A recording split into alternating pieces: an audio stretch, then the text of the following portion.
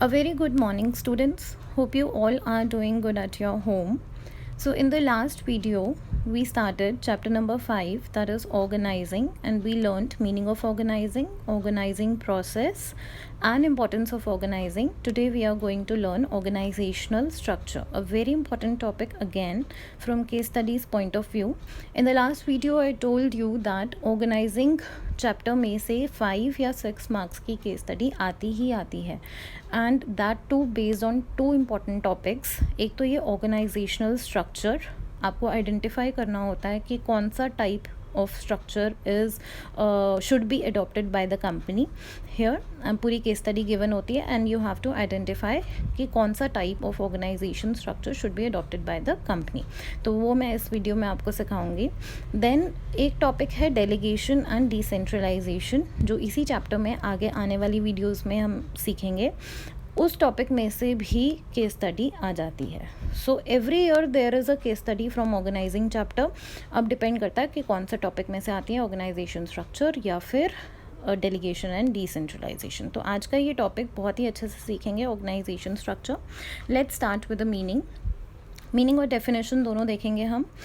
Meaning is when the managers are performing organizing function, an organizational structure gets created automatically.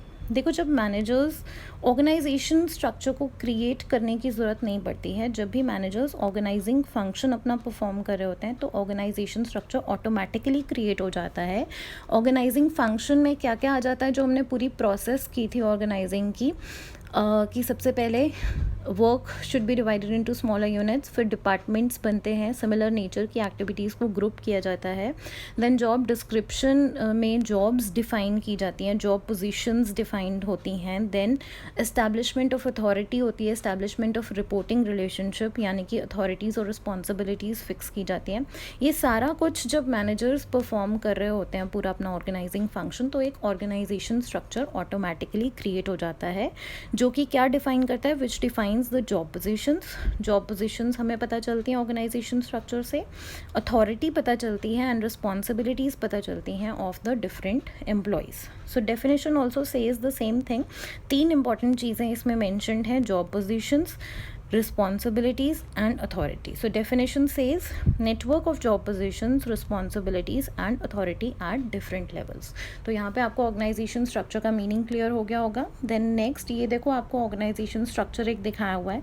सबसे top पे CEO है, फिर production manager है और marketing manager है, फिर उसके अंडर फोरमैन है, यहाँ पे सेल्स ऑफिसर है. मतलब ये अलग अलग जॉब पोजीशंस क्रिएट हो गई हैं. इन पे क्या अथॉरिटी होगी बंदे के पास, क्या रिस्पॉन्सिबिलिटी होगी, क्या करना होगा, ये सब कुछ डिफाइन जब हो जाता है तो इस तरह का ऑर्गेनाइजेशन स्ट्रक्चर क्रिएट हो जाता है. Now span of management is a very important term to learn here. Span of management क्या होता है? It means how many employees और subordinates can be effectively managed by one manager और how many subordinates can be effectively controlled by one superior. एक superior effectively कितने subordinates को manage कर सकता है? Suppose I am the boss और मेरे अंडर 10 लोग हैं, मैं 10 लोगों को बहुत इफेक्टिवली मैनेज कर सकती हूँ बहुत आराम से, तो मेरा स्पैन ऑफ मैनेजमेंट है 10. ठीक है. सो ऐसे ही एक सुपीरियर है, अगर वो सिर्फ 5 लोगों को इफेक्टिवली मैनेज कर सकता है तो उसका स्पैन ऑफ मैनेजमेंट है 5. तो यहाँ पे स्पैन ऑफ मैनेजमेंट इतना इंपॉर्टेंट टर्म क्यों है? क्योंकि स्पैन ऑफ मैनेजमेंट डिसाइड करता है कि क्या शेप होगी ऑर्गेनाइजेशन स्ट्रक्चर की. Shape in the sense tall structure बनेगा या फ्लैट स्ट्रक्चर बनेगा. ठीक है. So narrow span of management, यानी कि अगर एक मैनेजर जो है, अगर वो बहुत कम सबॉर्डिनेट्स को मैनेज कर रहा है तो उसका नैरो स्पैन ऑफ मैनेजमेंट है. मतलब वाइड नहीं है उसका स्पैन ऑफ मैनेजमेंट, नैरो है, छोटा है उसका स्पैन ऑफ मैनेजमेंट. और अगर बहुत ज़्यादा सबॉर्डिनेट्स को वो मैनेज कर पा रहा है तो उसका वाइड स्पैन ऑफ मैनेजमेंट है. ठीक है. तो अब हम देखते हैं कि स्पैन ऑफ मैनेजमेंट कैसे टॉल स्ट्रक्चर और फ्लैट स्ट्रक्चर बनाता है. देखो फर्स्ट डायग्राम में देखो, एक बॉस है, एक बॉस सिर्फ 2 ही सबॉर्डिनेट्स को मैनेज कर रहा है और फिर वो जो सबॉर्डिनेट्स हैं वो भी अपने अंडर 2 ही सबॉर्डिनेट्स को मैनेज कर रहे हैं. ऐसे कर करके 2 सबॉर्डिनेट्स को वो मैनेज कर रहे हैं. तो नैरो स्पैन ऑफ मैनेजमेंट है ना, वो ज़्यादा सबॉर्डिनेट्स को मैनेज नहीं कर रहे हैं. So there is a narrow span of management. इससे क्या होगा कि ये लेवल्स इंक्रीज होते जाएंगे. तो लेवल्स इंक्रीज हो रहे हैं हैं तो स्ट्रक्चर कैसा बन रहा है, टॉल स्ट्रक्चर बन रहा है, ज़्यादा लेवल्स बन रहे हैं। देखो 4 लेवल्स हैं यहाँ पे। अब नीचे वाली डायग्राम में देखो जो बॉस है उसके अंडर 5 पीपल आर देयर, तो वो कितने सबऑर्डिनेट्स को मैनेज कर रहा है, 5 सबऑर्डिनेट्स को मैनेज कर रहा है। फिर उसके अंडर जो 2 सबऑर्डिनेट्स हैं वो भी 5 सबऑर्डिनेट्स को मैनेज कर रहे हैं। So number of employees is same in both the structure, but आप देखो एक टॉल स्ट्रक्चर बन रहा है ऊपर वाला और ये फ्लैट स्ट्रक्चर बन रहा है। फ्लैट स्ट्रक्चर मतलब हॉरिजॉन्टल बन रहा है, ये एक लाइन के जैसे बन रहा है हॉरिजॉन्टल, क्योंकि एक सुपीरियर जो है वो ज़्यादा सबऑर्डिनेट्स को मैनेज कर पा रहा है। So narrow span of management जो होता है जहाँ पे एक सुपीरियर कम सबऑर्डिनेट्स को मैनेज करेगा वो टॉल स्ट्रक्चर में बन जाएगा ऑर्गेनाइजेशन स्ट्रक्चर, और जहाँ पे एक सुपीरियर ज़्यादा लोगों को मैनेज कर सकता है it will result into a flat structure. तो यहाँ पे ये इंपॉर्टेंट टॉपिक है स्पैन ऑफ मैनेजमेंट 1 मार्क के लिए। Then types of organisation structure, देखो 2 ही टाइप्स होते हैं ऑर्गेनाइजेशन स्ट्रक्चर के। तो जब भी केस स्टडी आती है और आपको आइडेंटिफाई करना होता है, so 1 would be the answer, either there will be functional structure और there will be divisional structure. So there are 2 types of organisation structures, functional structure, divisional structure. अब पहले फंक्शनल स्ट्रक्चर कर लेते हैं। This is just the same as departmentalisation जो मैंने आपको last video में कराया था कि there can be 2 types of departmentalisation, functional departmentalisation, divisional departmentalisation, बिल्कुल उसी तरह से है। तो फंक्शन स्ट्रक्चर कैसा होता है, देखो व्हेन द एक्टिविटीज़ और jobs are grouped keeping in mind the functions, जब फंक्शंस को ध्यान में रख के जब सिमिलर नेचर की एक्टिविटीज़ हम उसमें डाल देते हैं, एक ग्रुप में डाल देते हैं, एक फंक्शन से रिलेटेड सारी एक्टिविटीज़, तो उसको बोलते हैं फंक्शनल स्ट्रक्चर। अब मैं आपको बताए थे फंक्शंस होते हैं जैसे कि प्रोडक्शन है, परचेजेस है, सेल्स है, मार्केटिंग है, ये सब फंक्शंस हैं, एक्टिविटीज़ हैं जो डिपार्टमेंट्स में होती हैं, ऑर्गेनाइजेशन में होती हैं। फॉर एग्जांपल अगर प्रोडक्शन से रिलेटेड सारी जॉब्स को हम एक डिपार्टमेंट में डाल दें और उसको बोल दें प्रोडक्शन डिपार्टमेंट, सेल्स से रिलेटेड सारी जॉब्स हम एक डिपार्टमेंट में डाल दें जिसको बोलें सेल्स डिपार्टमेंट, परचेजेस से रिलेटेड हम सारी जॉब एक डिपार्टमेंट में डाल दें जिसको बोलें परचेजेस डिपार्टमेंट। तो इस तरीके से जब हम डिपार्टमेंट्स बनाते हैं उस ऑर्गेनाइजेशन स्ट्रक्चर को बोलते हैं फंक्शनल स्ट्रक्चर। ठीक है, very easy. Even the territory wise grouping is also included in functional structure.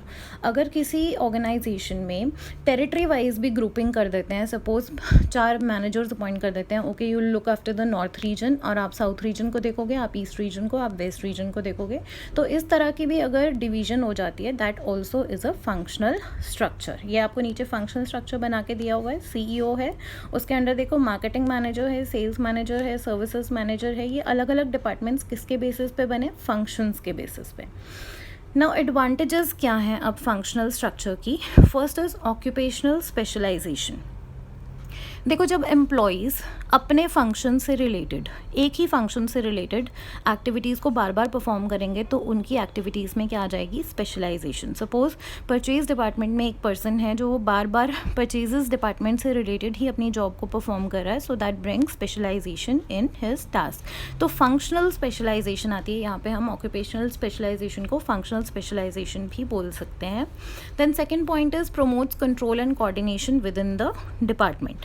जब एक ही एक्टिविटीज़, एक ही तरह की एक्टिविटीज़ एक डिपार्टमेंट में परफॉर्म हो रही हैं, so it becomes very easy for the manager to supervise and control those activities, और कोऑर्डिनेशन आ जाती है डिपार्टमेंट के within. Then increases the managerial and operational efficiency.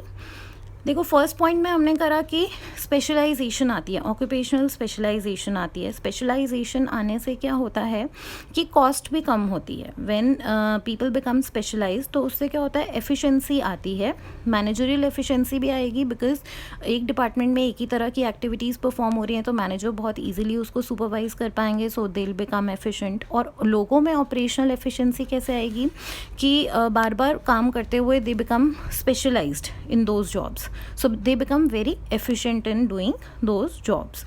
Then next point is it leads to minimum duplication of efforts. देखो अलग अलग departments बन गए अलग अलग फंक्शंस के बेसिस पे, तो कोई भी डुप्लीकेशन नहीं होगी। परचेज डिपार्टमेंट में सिर्फ परचेजेस से रिलेटेड एक्टिविटीज़ परफॉर्म की जाएंगी, सेल्स डिपार्टमेंट में सेल्स से रिलेटेड एक्टिविटीज़ होंगी, so there will be no duplication of efforts. कोई ऐसे 2 लोग नहीं होंगे जो सेम काम कर रहे हैं, तो जब डुप्लीकेशन नहीं होगी एफर्ट्स की तो it will leads to economies of scale. मतलब और लोअरिंग द कॉस्ट. जब डुप्लीकेशन नहीं होगी तो there will be maximum utilisation of efforts and cost will reduce. Then easy and effective training. Easy and effective training में क्या है कि एक ही फंक्शन से रिलेटेड जो एम्प्लॉयज़ हैं, जब वो एक ही फंक्शन से रिलेटेड जॉब परफॉर्म कर रहे हैं तो उन्हें ट्रेनिंग भी उसी फंक्शन से रिलेटेड दी जाएगी. तो उनके एक ही लिमिटेड स्किल्स के ऊपर उनका फोकस होगा. जब उनको ट्रेनिंग दी जाएगी तो सिर्फ लिमिटेड स्किल्स उन्हें सिखाई जाएंगी, एक ही फंक्शन से रिलेटेड स्किल्स उन्हें सिखाई जाएंगी. तो that will lead to easy and effective training. Due attention to different functions. Last point है, हर एक फंक्शन से रिलेटेड जब एक अलग डिपार्टमेंट ही बन गया है तो हर एक फंक्शन को पूरा अटेंशन यहाँ पे मिलता है. इस ऑर्गेनाइजेशन स्ट्रक्चर में पूरा फोकस दिया जाता है, पूरा अटेंशन मिलता है हर एक फंक्शन को. जैसे कि परचेज फंक्शन को पूरा फोकस मिलता है, सेल्स फंक्शन को पूरा फोकस मिलता है. So due attention is given to the different functions. Now disadvantages of functional structure. अब देखो हर एक चीज़ की एडवांटेजेस होती हैं तो डिसएडवांटेजेस भी होती हैं. First point is places less importance to overall objectives of organisation.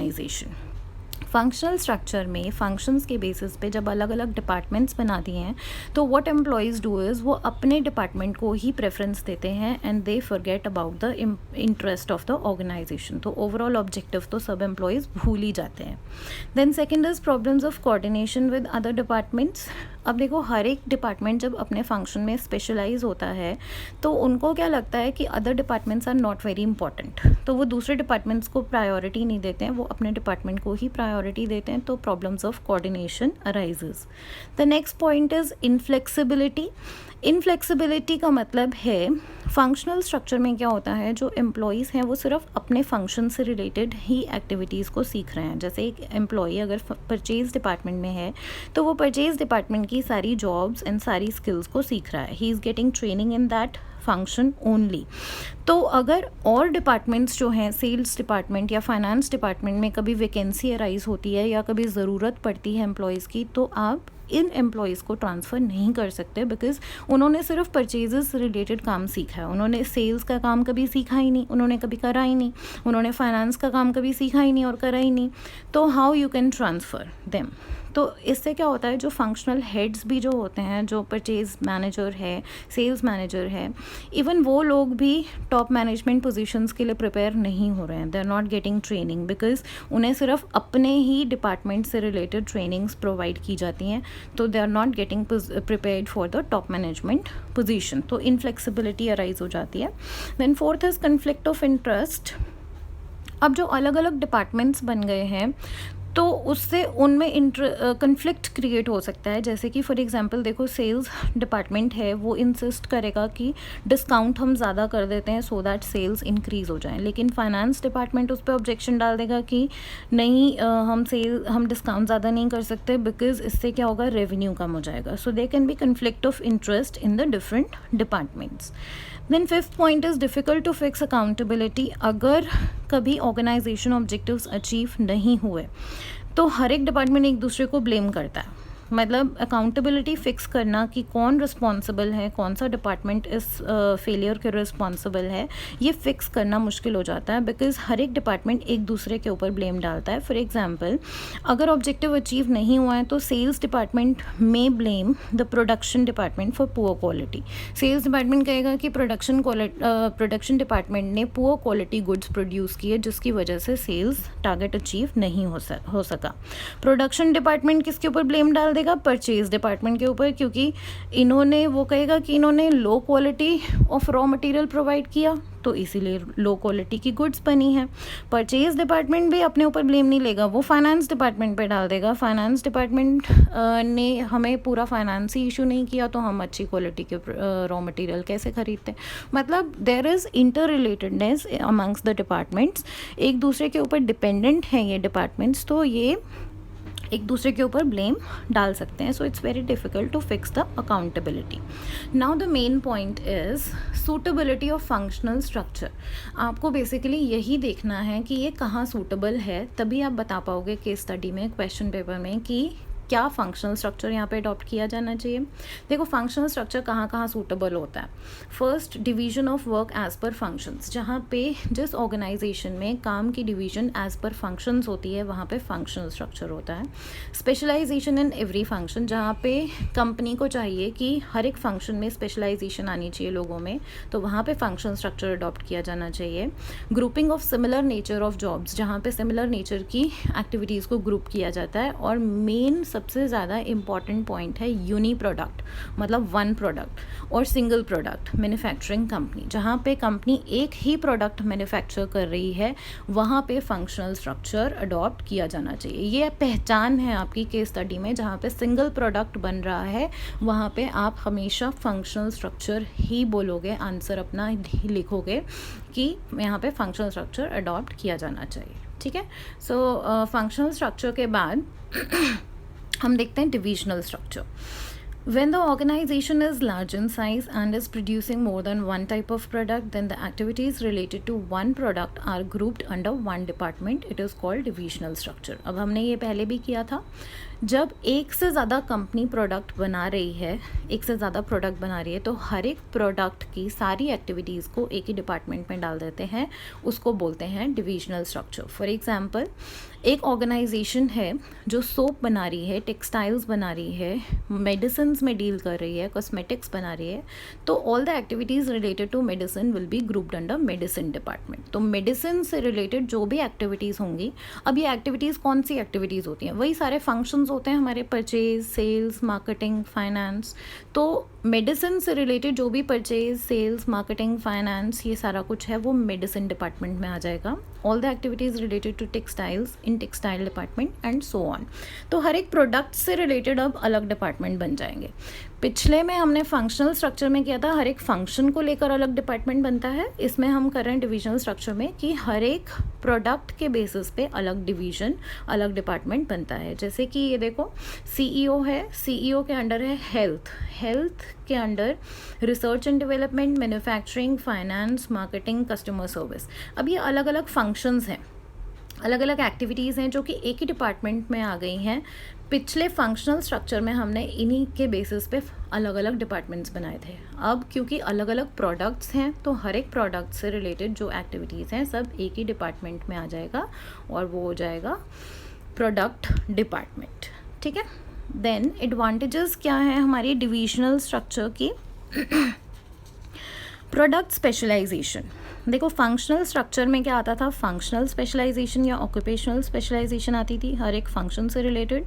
अब यहाँ पे हर एक प्रोडक्ट से रिलेटेड आएगी, because all the activities related to one type of product have been grouped under one department. क्योंकि सारी एक्टिविटीज़ जो एक प्रोडक्ट से रिलेटेड हैं वो एक ही डिपार्टमेंट में डाल दी हैं, तो जो सारे एम्प्लॉयज़ हैं वो सारी एक्टिविटीज़ परफॉर्म कर रहे हैं एक ही प्रोडक्ट से रिलेटेड, तो उनमें क्या आएगी, product specialisation. Then fast decision making fast कैसे होगी, बिकॉज जो हर एक डिपार्टमेंट है वो इंडिपेंडेंट डिपार्टमेंट हो गया, क्योंकि उसमें सारी एक्टिविटीज़ जितनी भी परचेजेस, सेल्स, प्रोडक्शन, मार्केटिंग सब एक ही डिपार्टमेंट के एम्प्लॉयज़ परफॉर्म कर रहे हैं, तो वो इंडिपेंडेंट हो गया डिपार्टमेंट, तो इसीलिए उसको किसी और डिपार्टमेंट पे डिपेंड करने की ज़रूरत नहीं है फॉर डिसीजन मेकिंग, इसीलिए फास्ट डिसीजन मेकिंग होगी। अकाउंटेबिलिटी यहाँ पे फिक्स कर सकते हैं आप। पिछले वाले फंक्शनल स्ट्रक्चर का जो डिसएडवांटेज था कि वहाँ पे अकाउंटेबिलिटी नहीं फिक्स कर सकते थे, यहाँ पे हम अकाउंटेबिलिटी फिक्स कर सकते हैं, बिकॉज हर एक डिपार्टमेंट इंडिविजुअली परफॉर्म कर रहा है, वो उसकी इंटरडिपेंडेंस नहीं है दूसरे डिपार्टमेंट पे। तो यहाँ पे अगर ऑब्जेक्टिव्स अचीव नहीं होते हैं ऑर्गेनाइजेशन के, तो हम किसी भी डिपार्टमेंट की अकाउंटेबिलिटी फिक्स कर सकते हैं जो अच्छा परफॉर्म नहीं कर रहा है। देन फ्लेक्सिबिलिटी, अब यहाँ पे फ्लेक्सिबिलिटी क्यों है, क्योंकि प्रोडक्ट से रिलेटेड सारी एक्टिविटी, सारे फंक्शंस हर एक एम्प्लॉई सीख रहा है। हर एक एम्प्लॉई को परचेजेस का काम भी आ रहा है, सेल्स का काम भी आ रहा है, मार्केटिंग का काम भी आ रहा है उस प्रोडक्ट से रिलेटेड। तो अगर दूसरे प्रोडक्ट के डिपार्टमेंट में कभी भी कोई वैकेंसी होती है या ज़रूरत पड़ती है, तो the employees can be shifted to transfer to that department, क्योंकि उसने हर एक फंक्शन सीखा है उस प्रोडक्ट से related. Then expansion and growth, देखो अब new departments can be added, हर एक डिपार्टमेंट अलग अलग बना हुआ है एक एक प्रोडक्ट का, तो अगर कोई नया प्रोडक्ट लॉन्च करना है या नया डिपार्टमेंट बनाना है, that can be added without disturbing the existing departments. को डिस्टर्ब किए बिना वो ऐड किया जा सकता है। Now the disadvantages of divisional structure. अब कुछ डिसएडवांटेजेस भी हैं, मोर रिसोर्सेज रिक्वायर्ड। अब हर एक डिपार्टमेंट में इतने सारे फंक्शंस परफॉर्म करने हैं तो रिसोर्सेज भी ज़्यादा रिक्वायर्ड होंगे, क्योंकि हर एक डिपार्टमेंट अब as an independent unit perform करेगा। देन प्रोडक्ट फोकस डिपार्टमेंट, हर एक डिपार्टमेंट अब अपने प्रोडक्ट पे फोकस करेगा। हर एक डिपार्टमेंट इंडिपेंडेंटली क्योंकि काम कर रहा है तो वो कॉमन ऑर्गेनाइजेशन के गोल्स को तो इग्नोर ही कर देते हैं, वो अपने प्रोडक्ट के डिपार्टमेंट पे ज़्यादा फोकस करते हैं। देन कन्फ्लिक्ट कैसे अराइज हो सकता है amongst the different departments regarding the allocation of resources, कि दूसरे डिपार्टमेंट को दूसरे प्रोडक्ट को ज़्यादा फंड्स एलोकेट किए गए थे इसीलिए उनकी परफॉर्मेंस अच्छी है, हमारी परफॉर्मेंस इसीलिए अच्छी नहीं है बिकॉज हमें फंड्स ही एलोकेट नहीं किए गए थे। तो this can lead to conflicts. And last point is increase in the cost. अब कॉस्ट कैसे इंक्रीज होगी, क्योंकि देखो सिमिलर सेट ऑफ एक्टिविटीज़, हर एक फंक्शन जो है वो हर एक डिपार्टमेंट में परफॉर्म हो रहा है। 4 डिपार्टमेंट्स बने अलग अलग प्रोडक्ट के, लेकिन हर एक डिपार्टमेंट में परचेज फंक्शन परफॉर्म किया जा रहा है, हर एक डिपार्टमेंट में सेल्स फंक्शन परफॉर्म किया जा रहा है। So there are duplication of efforts, duplication of activities हैं, that leads to increase in the cost. अब मेन पॉइंट है कि ये सूटेबल कहाँ है। डिविजनल स्ट्रक्चर देखो कहाँ सूटेबल होता है। First is organisations producing multi product, जहाँ पे ज़्यादा प्रोडक्ट्स होंगे, यही आपकी पहचान है मेन। जब भी केस स्टडी आएगी आपने यही देखना है सबसे पहले तो कितने प्रोडक्ट्स वो कंपनी प्रोड्यूस कर रही है। अगर सिंगल प्रोडक्ट है तो फंक्शनल स्ट्रक्चर, अगर मल्टीपल प्रोडक्ट्स हैं तो divisional structure. Then organisations which require product specialisation, जिन ऑर्गेनाइजेशंस में फोकस किया जा रहा है प्रोडक्ट स्पेशलाइजेशन पे, दे आर आस्किंग कि हमें प्रोडक्ट स्पेशलाइजेशन चाहिए, जहाँ पे क्वेश्चन में ये मेंशन होगा वहाँ पे डिविजनल स्ट्रक्चर, वहाँ पे फंक्शनल स्पेशलाइजेशन थी, यहाँ पे प्रोडक्ट स्पेशलाइजेशन है। Now next the organisations which require each division to be self contained. अब ऐसी ऑर्गेनाइजेशंस जहाँ पे वो चाह रहे हैं कि हर एक डिपार्टमेंट इंडिपेंडेंट होना चाहिए, उनकी आपस में इंटरडिपेंडेंस नहीं होनी चाहिए, तो वहाँ पे भी डिविजनल स्ट्रक्चर आएगा। एंड ग्रोइंग कंपनीज, जो कंपनी अभी ग्रो कर रही हैं, ठीक है, एक्सपैंड करना चाहती हैं, वो और प्रोडक्ट्स अपने उसमें लाना चाहती हैं, लाइन ऑफ प्रोडक्ट्स में न्यू प्रोडक्ट्स मैन्युफैक्चर करना चाहती हैं, तो वहाँ पे डिविजनल स्ट्रक्चर होना चाहिए ताकि new departments can be added without disturbing the existing departments. तो ये था सूटेबिलिटी ऑफ डिविजनल स्ट्रक्चर। अब दोनों टॉपिक्स हमने कर लिए हैं, फंक्शनल स्ट्रक्चर भी और डिविजनल स्ट्रक्चर भी। Now let us do some questions ताकि आपको थोड़ा सा आइडिया लगे what kind of questions can be there in the paper. First question is a tall structure has, सबसे पहले तो अपने दिमाग में लेकर आओ कि tall structure means कि लंबाई में स्ट्रक्चर बनेगा। लंबाई में स्ट्रक्चर वर्टिकल कैसे बनेगा, जब एक सुपीरियर कम लोगों को मैनेज करेगा, सिर्फ 1-2 को मैनेज करेगा, है ना, तो लेवल्स तभी बढ़ेंगे और तभी टॉल स्ट्रक्चर बनेगा। So a tall structure has a narrow span of management, no span, informal organisation, wide span of management. तो मैंने अभी बताया आपको कम सबॉर्डिनेट्स को मैनेज करेगा जब सुपीरियर, तो एक सुपीरियर अगर कम सबॉर्डिनेट्स को मैनेज कर रहा है, that is a narrow span of management. So answer is A. Now next question is every divisional structure has a functional structure in it. हर एक डिवीजन स्ट्रक्चर में फंक्शनल स्ट्रक्चर होता है। देखो आप सोच के देखो, डिविजनल स्ट्रक्चर मतलब एक प्रोडक्ट से रिलेटेड पूरा डिपार्टमेंट, यानी कि एक प्रोडक्ट है सोप मैन्युफैक्चरिंग से रिलेटेड परचेजेस, सेल्स, सब कुछ आ रहा है ना उसके अंदर, तो इसका मतलब एक डिपार्टमेंट में सारे फंक्शंस आ रहे हैं। तो yes, every divisional structure has a functional structure, her divisional structure में फंक्शनल स्ट्रक्चर भी होता है। सो the answer is true. Now third question is grouping the activities on the basis of product line. अब activities को आपने group करना है, एक डिपार्टमेंट में डालना है on the basis of product line. अभी हमने करा कि अगर प्रोडक्ट के बेसिस पे डिपार्टमेंट्स बनते हैं तो उसको हम क्या बोलते हैं, yes, divisional structure. So answer is B. Now the last question is functional structure focuses on dash specialization. अभी हमने करा था, दोनों में मैंने आपको बताया था प्रोडक्ट के बेसिस पे जब डिविजन्स बनते हैं, डिपार्टमेंट्स बनते हैं, डिविजनल स्ट्रक्चर होता है, तो प्रोडक्ट स्पेशलाइजेशन आती है।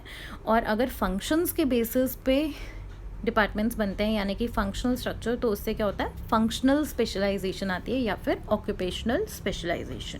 सो the answer is functional specialisation. Now let us take a case study. This case study was there in the last year paper, 2019 का जो बोर्ड का पेपर था उससे मैंने ये केस स्टडी ली है। एंड आई वुड रिकमेंड कि अब हम ऑर्गेनाइजिंग चैप्टर कर रहे हैं तो ऑर्गेनाइजिंग चैप्टर से रिलेटेड जो भी केस स्टडीज़ हैं पिछले 4 सालों के पेपर्स में, वो आप ज़रूर करके देखो। And if you face any problem you can ask me in the comment section. तो डिस्क्रिप्शन बॉक्स में I would give you the link of the CBSE website, जिस पे आपको पिछले कुछ सालों के, पिछले 4 सालों के सारे एग्जामिनेशन पेपर्स मिल जाएंगे, बोर्ड के पेपर्स मिल जाएंगे, question papers along with the marking scheme, that is solutions, आपको मिल जाएंगे। एंड प्लीज़ डू दैट ताकि आपको आइडिया लगे कि किस तरह की केस स्टडीज़ आई हुई हैं पिछले 4 सालों में। So this case study was there in the last year paper. और मैंने आपको केस स्टडी सॉल्व करने का क्या तरीका बताया है, first read the question, don't start reading the case study. तो अब क्वेश्चन पढ़ेंगे इसमें हम। Question is identify the organisational structure of an guard company. अब आपको पता है ऑर्गेनाइजेशन स्ट्रक्चर आइडेंटिफाई करना है, तो 2 ही तरह के स्ट्रक्चर होते हैं, या तो फंक्शनल स्ट्रक्चर होगा या डिविजनल स्ट्रक्चर होगा। So now here you have in mind कि 2 तरह के स्ट्रक्चर्स होते हैं। अब मेरा या तो आंसर फंक्शनल है या मेरा आंसर डिविजनल है, ठीक है। तो काफ़ी हद तक आंसर आपको पता चल गया।